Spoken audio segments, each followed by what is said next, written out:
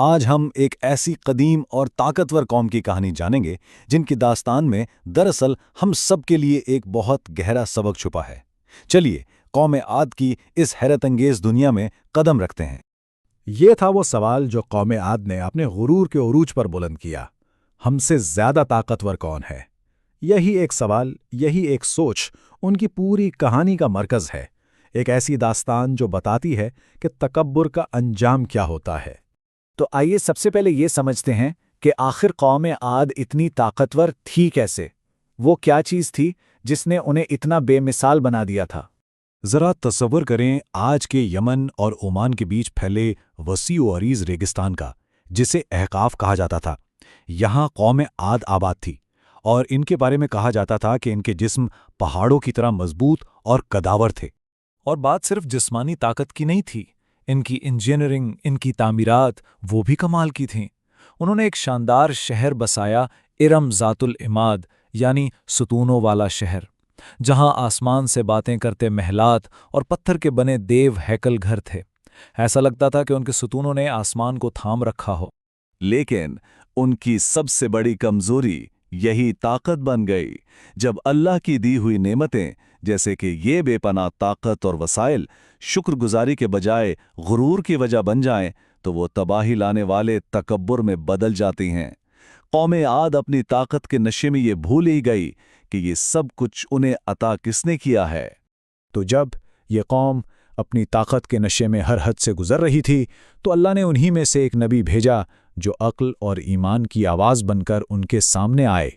یہ تھے حضرت ہود علیہ السلام۔ وہ کوئی باہر سے نہیں آئے تھے، انہی کے اپنے بھائی بند تھے۔ انہوں نے بہت نرمی سے اپنی قوم کو سمجھایا، اے میری قوم، صرف اللہ کی عبادت کرو، اس کے سوا کوئی عبادت کے لائق نہیں۔ کیا تم ڈرتے نہیں؟ تو بھلا اتنے غرور میں ڈوبی ہوئی قوم نے اس نرم اور واضح دعوت کا کیا جواب دیا ہوگا؟ آئیے دیکھتے ہیں۔ یہاں ہمیں ان کی سوچ کا فرق صاف نظر آتا ہے۔ ایک طرف قوم عاد تھی جو سمجھتی تھی کہ یہ طاقت ہماری اپنی بنائی ہوئی ہے۔ وہ غرور میں مبتلا تھے اور اپنے باپ دادا کے بتوں کو پوجتے تھے۔ دوسری طرف حضرت ہود کا سادہ سا پیغام تھا، یہ طاقت اللہ کی نعمت ہے، اس پر شکر کرو اور صرف ایک سچے خدا کی عبادت کرو۔ ان کے سرداروں نے جب عذاب کی وارننگ سنی تو وہ ہنس پڑے۔ انہوں نے بڑے تن سے کہا، اگر کوئی عذاب آیا بھی تو ہم اسے اپنی طاقت سے روک لیں گے۔ آخر ہم سے بڑھ کر طاقتور ہے ہی کون؟ ان کا سارا بھروسہ اپنی مادی قوت پر تھا۔ اس کھلے انکار کے بعد قدرت کی طرف سے پہلی نشانیاں ظاہر ہونا شروع ہوئیں، مگر اس قوم نے انہیں پہچاننے سے انکار کر دیا، بلکہ ان کا بالکل الٹا مطلب نکالا۔ سب سے پہلے بارشیں رک گئیں۔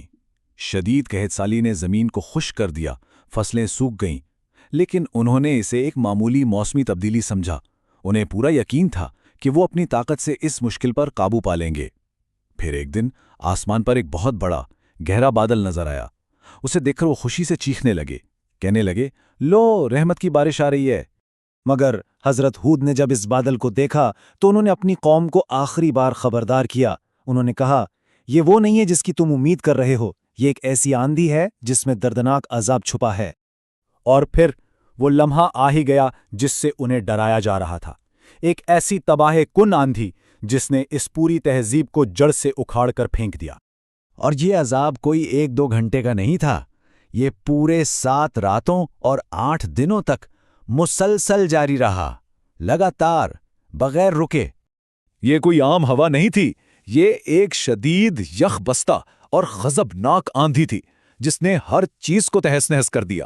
اس نے مضبوط دروازے توڑ ڈالے، بڑے بڑے درخت جڑوں سے اکھاڑ دیے اور ان قداور طاقتور لوگوں کو ایسے اٹھا کر زمین پر پٹکا جیسے وہ تنکے ہوں۔ جب طوفان تھما تو پیچھے کیا بچا؟ ان کے جسم ہر طرف ایسے بکھرے پڑے تھے جیسے وہ کھجور کے کھوکھلے تنے ہوں۔ وہ لوگ جو اپنے پہاڑ جیسے جسموں پر فخر کرتے تھے اب بے جان کھوکھلے ڈھانچوں کی طرح پڑے تھے۔ ان کی ساری طاقت ہوا ہو گئی۔ لیکن یہ کہانی صرف ایک قوم کی تباہی پر ختم نہیں ہوتی۔ اس کا اصل مقصد تو ایک ایسا سبق دینا ہے جو ہر دور اور ہر زمانے کے لیے زندہ ہے۔ اس کہانی کا سب سے بڑا سبق یہی ہے کہ جب کوئی قوم اپنے پیدا کرنے والے کو بھول جاتی ہے تو اس کی سب سے بڑی طاقت ہی اس کی بربادی کا سامان بن جاتی ہے۔ حقیقی طاقت غرور میں نہیں بلکہ عاجزی اور شکر گزاری میں ہے۔ آج کی دنیا کو دیکھیں جہاں بلند و بالا عمارتیں اور ٹیکنالوجی کی طاقت اپنے عروج پر ہے۔ یہ کہانی ایک بہت گہرا سوال چھوڑ جاتی ہے کیا ہم اپنی ان گنت نعمتوں کے اصل سرچشمے کو یاد رکھے ہوئے ہیں؟